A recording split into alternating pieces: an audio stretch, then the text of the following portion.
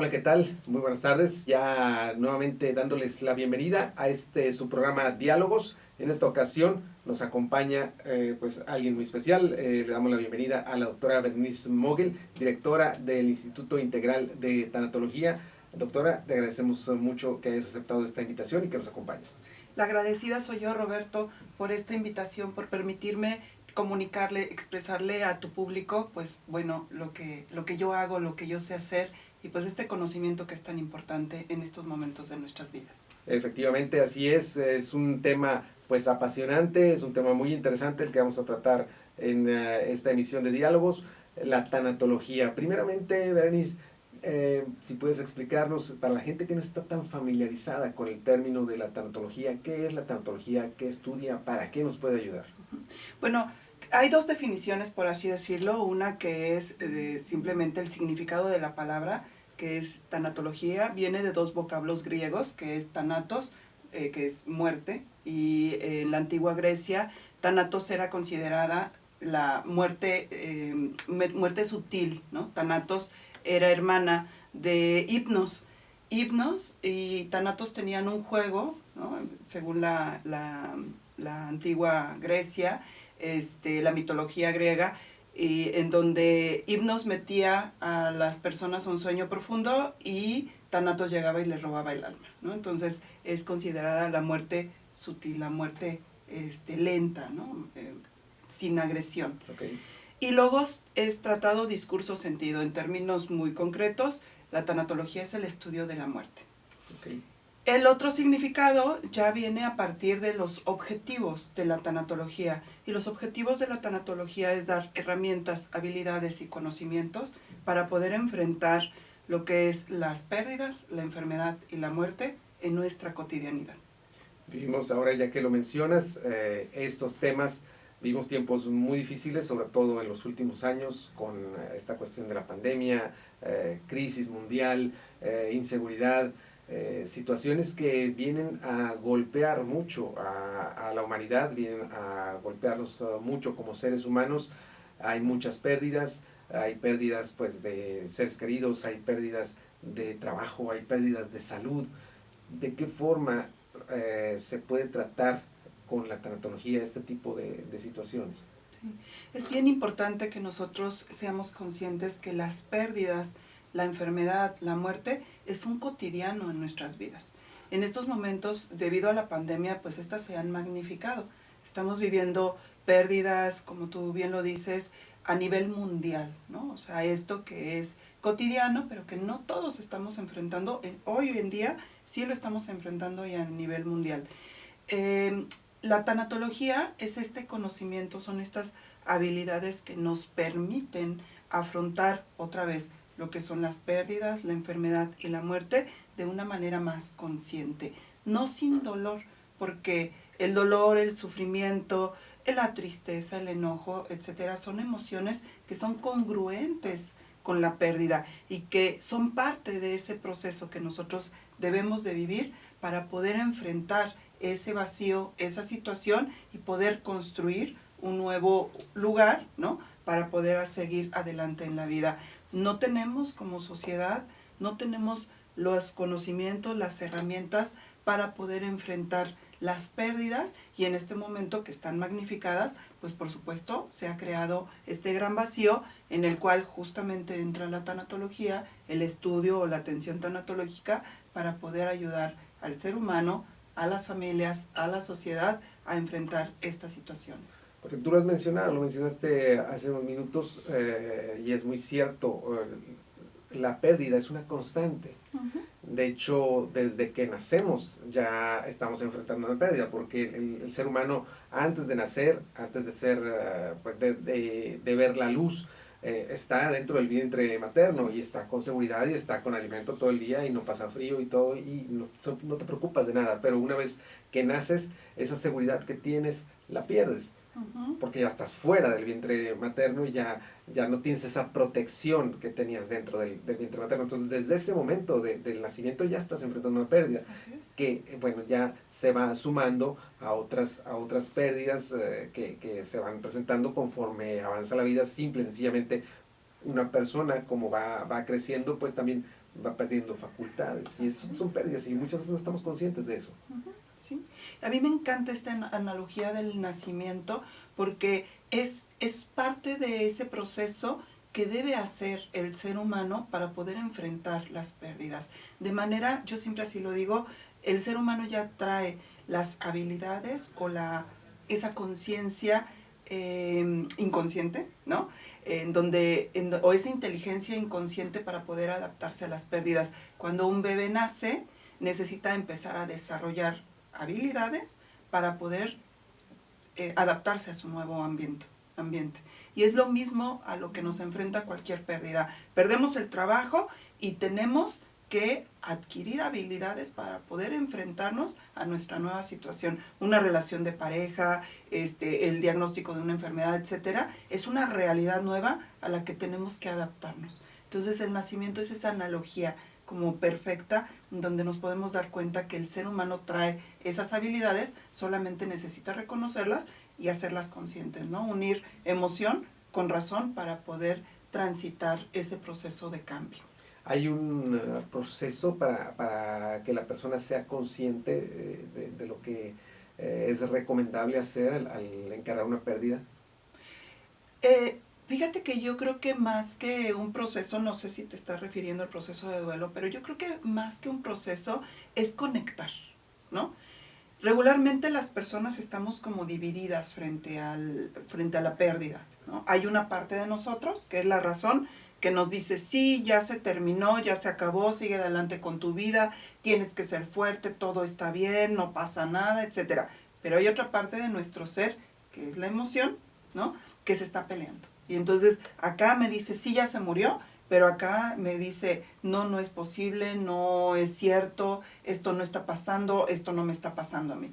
Entonces, quizá el proceso, ¿no? Si lo podemos llamar así, es conectar razón con emoción. ¿Cómo conecto razón con emoción? Es entender que esto que siento es mi propio proceso de duelo, es mi propio camino de duelo, es como yo vivo mi duelo, y que necesito reconocer mis emociones, dar algo que se llama la respuesta adaptativa a mis emociones para que éste fluya y entonces yo sí pueda atravesar ese vacío, ¿no? De la ausencia para poder llegar otra vez a la reconstrucción de mi vida.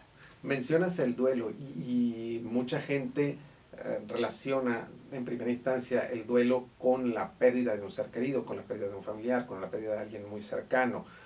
Sin embargo, toda pérdida tiene un duelo. ¿Hay etapas en el duelo? ¿Existen etapas en el duelo? Bueno, las etapas son solamente construcciones teóricas acerca justamente del duelo, ¿no? O sea, tenemos a Elizabeth Kubler-Ross, inclusive tenemos a Freud, a Niemeyer, a muchos otros autores que nos hablan de etapas. Pero en realidad las personas no pasan por etapas, no es, ya ahorita estoy en negación, mañana voy a estar en enojo y después voy a estar en tristeza profunda o en depresión, ¿no? Como algunos autores les llaman a estas etapas. No es tal cual en la experiencia. En la teoría sí nos hablan de etapas, inclusive hay otros autores que a mí me gusta más, hablan de tareas del duelo, ¿sí? Pero en la realidad, en la experiencia, el ser humano está todo el día, cuando tiene una pérdida de la magnitud que sea, está cambiando, ¿no? Uh-huh. Quizá en un primer momento está, sí, ya murió, ¿no? Y está muy triste y al ratito se pelea consigo mismo y dice, no es posible, esto no puede estar pasando, o al ratito a lo mejor sucede algo agradable y está sonriendo, o sea, y al ratito vuelve a estar muy triste, no sé si me voy a entender, o sea, sí. Es un proceso de subida y bajada continua durante el día, durante las semanas, durante los meses, y que solamente la persona puede saber qué es lo que está sintiendo, qué es lo que está viviendo, cómo está procesando su propia pérdida y qué magnitud, ¿no? En qué magnitud está siendo afectada su vida con respecto a esa pérdida. Porque finalmente, bueno, el duelo no tiene un plazo establecido y cada persona, su pérdida es diferente a la de otra persona, aun y que puedan ser circunstancias similares. Así es, así es. Sí, el duelo o el dolor, ¿no? Digo, el dolor del duelo, porque el duelo duele, ¿no? No es comparable, ¿no? Yo nunca voy a saber si a mi esposo, a mi hijo, a mi compañero de trabajo, a mi familia le duele lo mismo que a mí, porque el dolor es una sensación interna en donde nosotros no tenemos manera de compararnos con el otro, ¿sí?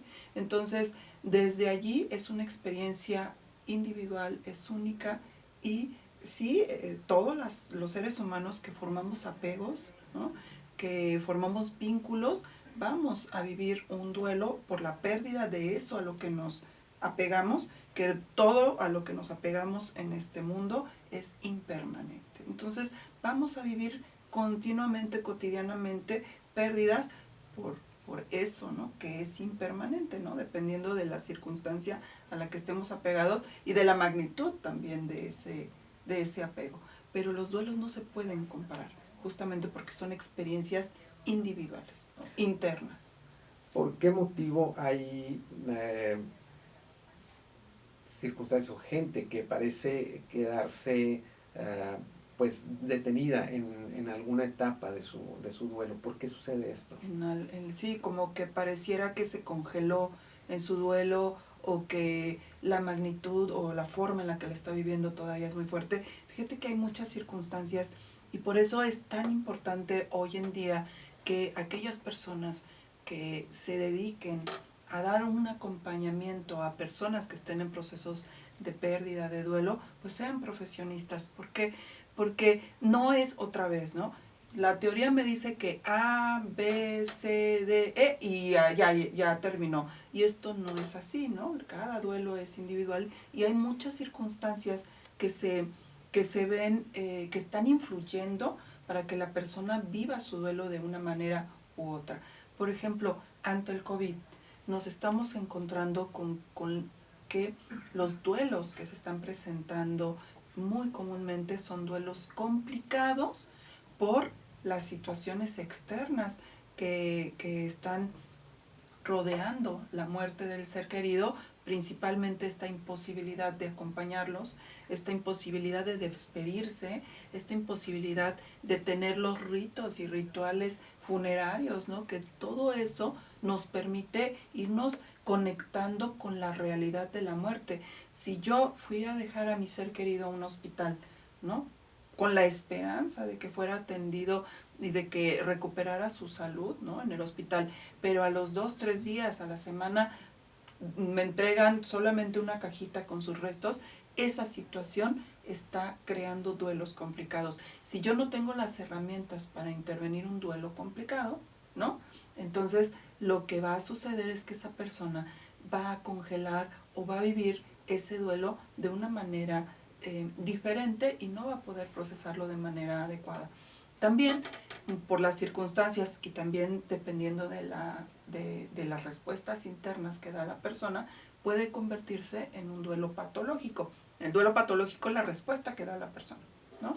Que no necesariamente tiene que venir de un duelo complicado, pero es muy frecuente que vengan unidos, ¿no? Entonces, muertes súbitas, muertes por accidente, suicidios, asesinatos, secuestros, son situaciones externas que ya son situaciones que complican el duelo, y si la persona no tiene una fortaleza, un acompañamiento o simplemente la posibilidad de expresar todo el dolor o el sufrimiento, ¿no? que está viviendo, puede empezar a dar respuestas patológicas ante esa situación. Entonces hay muchísimas circunstancias que pueden hacer o convertir el duelo con un apellido. Duelo complicado, duelo patológico, duelo congelado, duelo extendido, o sea, bueno, pues toda la infinidad de duelos que nos podemos encontrar, ¿no? Ya en esos casos, lo recomendable es acudir con un especialista. Sí. Sí, definitivamente, otra vez, como les comento, el ser humano tiene internamente, ¿no?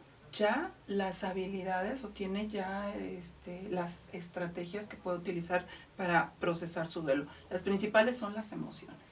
Si tú tienes inteligencia emocional, si tú tienes la posibilidad de ser acompañado por un entorno empático que te permita que fluya todo ese dolor que estás sintiendo, la magnitud que sea, a partir de la pérdida que estás viviendo, no necesitas un acompañamiento.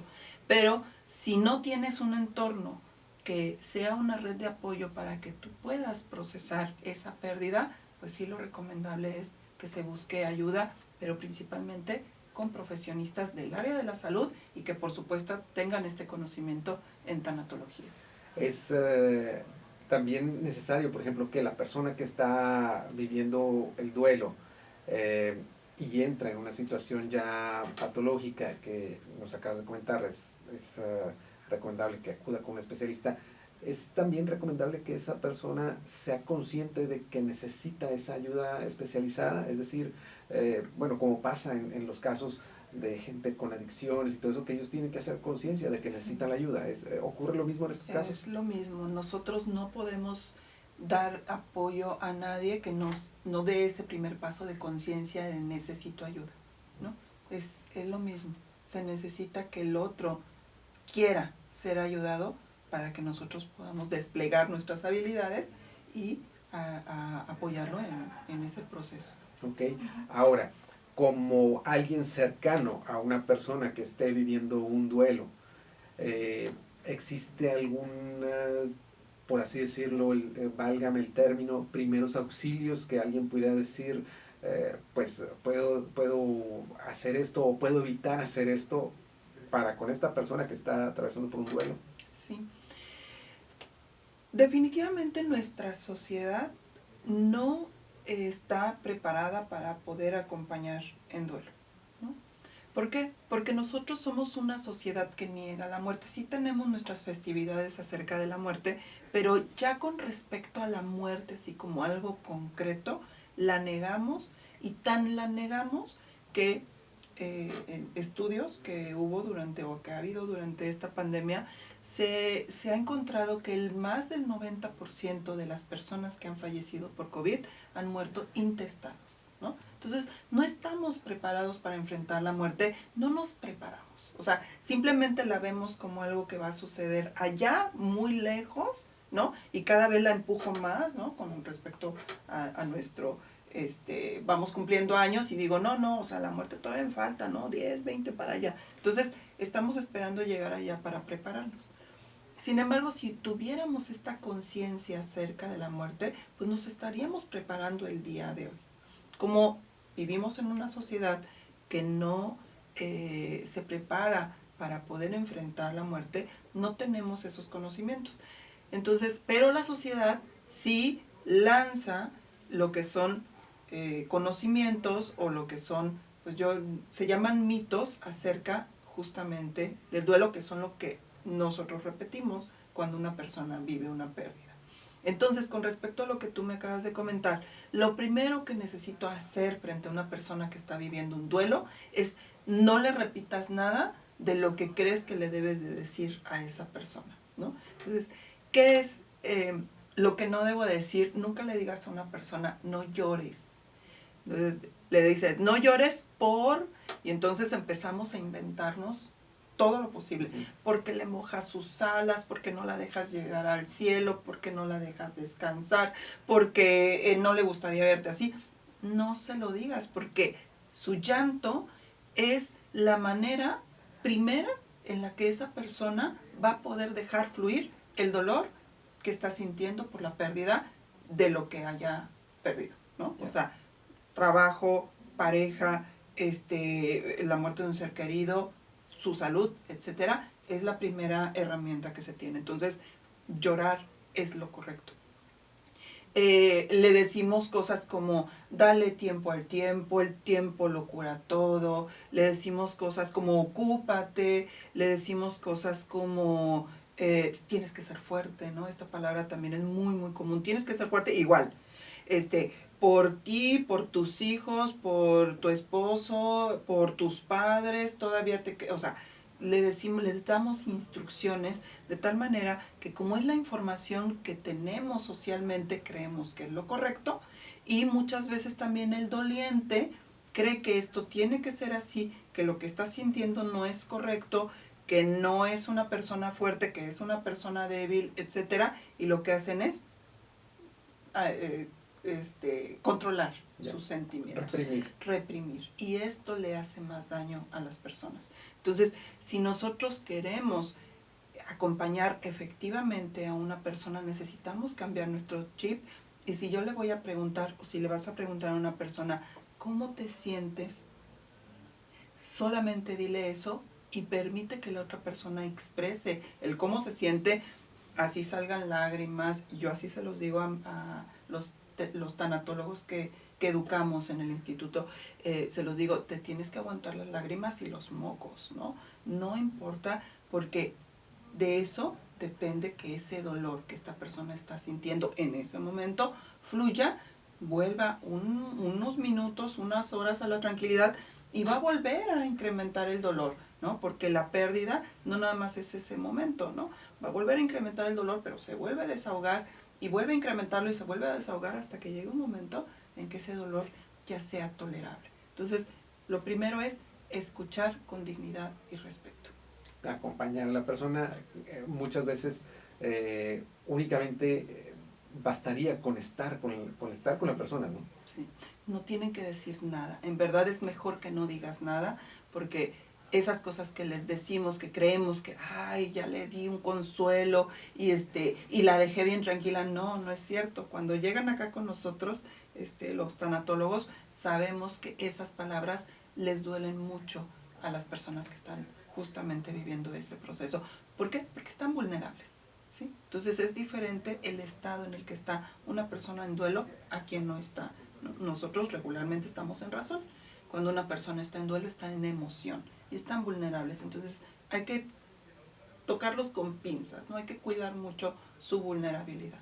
Ahora, en esta vida en donde lo que tenemos seguro es la pérdida, sea cual sea, y ya al final de nuestra existencia, pues lo que tenemos seguro es la muerte, ¿cómo prepararnos? O sea, es decir, ¿cómo crear esa conciencia a uno mismo de que lo único seguro que tenemos es la pérdida? Así es. ¿Cómo lo hacemos? Lo único seguro que tenemos es la pérdida, y el único fin común es la muerte. ¿Cómo lo hacemos? Bueno, primero la conciencia, ¿no? Cuando yo me doy cuenta de esto, ¿sí? De mi vulnerabilidad, tengo dos caminos. Uno es, no quiero ver, o sea, resistirme, voltearme para otro lado y decir, no, esto no existe, no lo quiero ver. Y esa es un camino que muy frecuentemente transita el ser humano. Sí, me estoy dando cuenta, pero no quiero ver porque esto es devastador, es doloroso, es angustiante para mí y no quiero. Y está el otro camino, que es justamente el prepararme para, ¿no? O sea, abrí conciencia, hubo algo en mi entorno que me hizo abrir conciencia. Muy frecuentemente es situaciones como esta, ¿no? Críticas, la enfermedad, las pérdidas, la muerte de seres queridos, me abre conciencia, y entonces otra vez es adquirir conocimientos y habilidades para llenar esta conciencia. A partir de esto, ¿no? Entonces empiezo a diferenciarme, porque esta es mi vida, ¿sí? No es la vida de otra persona, y otra persona me puede decir, bueno, para prepararte para la muerte, compra tu lote funerario. Sí, todo lo funerario. Haz tu, ¿no?, testamento. Así es. O reparte en vida y cosas así, ¿no? Esa es solamente una parte de la preparación para la muerte. En realidad, las personas necesitamos prepararnos en todo lo que somos, ¿no? En todo lo que somos, ¿a qué me refiero? Yo soy un cuerpo físico, yo soy un cuerpo biológico, yo soy un cuerpo social, ¿no? Un cuerpo emocional, soy una parte intelectual, ¿no? Soy profesionista, soy madre, soy nieta, soy hija, ¿no? Entonces, la preparación para la muerte tiene que ver con todas las áreas de mi desarrollo como ser humano. Me tengo que preparar en todas. Y es muy, muy interesante, porque cuando yo empiezo a verme de manera integral, y cuando empiezo a decir, a ver, ¿qué necesito resolver para quedarme tranquila el día que yo muera? ¿Qué necesitaría resolver? Ok, la parte del testamento, la parte de mis servicios funerarios, listo, palomeado. ¿Qué más? Ah, bueno, ¿sabes qué? Tengo un problema con mi hermana, que tengo 5 años de no hablarle, y yo me quedaría muy intranquila, ¿no? Muy mal si no me reconcilio con ella. Bueno, hazlo, ahora, ¿no? Ah, ¿sabes qué? Tengo un gran deseo de viajar a Egipto. Hazlo, ahora, ¿no? Okay. Entonces, así te vas preparando para la muerte, palomeando todos esos pendientes que tienes en la vida. Y es muy interesante porque entonces empiezas a preparar una buena muerte teniendo una buena vida. Por eso es lo que dicen muchos, que vive cada día como si fuera el último. Así es, así es. A esto se refiere, a estar bien en todas las áreas de tu vida, y cuando tú te das cuenta que tienes muchos pendientes y empiezas a resolverlos, entonces también tienes un proyecto de vida. Proyecto de vida que te va a llevar a que en cierto momento, bueno, cuando nos toque, pues también tengas una muerte más satisfactoria, como plena, como un decir, misión cumplida, me puedo ir, ¿no? Puede cambiar. Yo puedo tener todo resuelto y de repente se presenta una circunstancia en mi vida y otra vez tengo que resolver. Bueno, de eso se trata, ¿no? Es un continuo que no termina hasta el último momento. Okay. Ahora, ¿por qué ya estamos en la recta final del año y pues normalmente en estas épocas del año también vienen en muchas personas un agolpamiento de recuerdos? ¿Por qué motivo? Sobre todo en estas épocas es cuando más situaciones de pues este tipo de recuerdos, de situaciones pues lamentablemente también de suicidios, de gente que está sola. ¿Por qué se presenta más en estas épocas del año? Regularmente estas fechas están llenas de alegría, de júbilo, de regalos, de fiestas, ¿no? Pero justamente estas fechas son en las que nosotros estábamos unidos a nuestros seres queridos, ¿no? Por ejemplo, en mi caso, que yo vivo lejos de toda mi familia, pues son las fechas en donde yo voy a mi casa, ahora sí que regreso a casa y me reúno con toda la familia, entonces es pura alegría, ¿sí? Pero resulta que si en estas fechas yo regreso a casa y ya hay sillas vacías, por supuesto que me va a tocar profundamente el dolor. Entonces, están estas emociones encontradas entre la alegría de la fiesta y el encontrarte de que ya hay sillas vacías. Hoy por hoy sabemos perfectamente que el COVID está dejando muchas sillas vacías en los hogares de todo el mundo, ¿no? Entonces, por eso estas fechas provocan estas tristezas, este recordatorio de la ausencia del ser querido, sobre todo, como te digo, cuando eran fechas en donde todos estábamos unidos, todos nos reuníamos. Es por esto. También sucede, digo, no solamente sucede durante Navidad, que pues es muy extensa, ¿no? el periodo de fiestas, sino que también sucede Día de las Madres, Día del Padre y por supuesto ya a nivel individual, pues días significativos como pues aniversarios, cumpleaños, etcétera. Perfecto, perfecto. Pues agradecerte, Berenice, doctora Berenice Mogel, agradecerte tu presencia, nuevamente reiterarte pues que eres muy amable en haber aceptado nuestra invitación. Esperemos no sea la última ocasión en que podamos contar con tu opinión, con tu experiencia, y también a ustedes agradecerles el que nos hayan acompañado en esta emisión de Diálogos. Y bueno, nuevamente muchas gracias, Berenice. Roberto, muchísimas gracias, muchas gracias a todos y que tengan unas fiestas llenas de paz y amor. Los invitamos para que continúen atentos de la programación de Ciber TV Estudio Digital y nos vemos la próxima.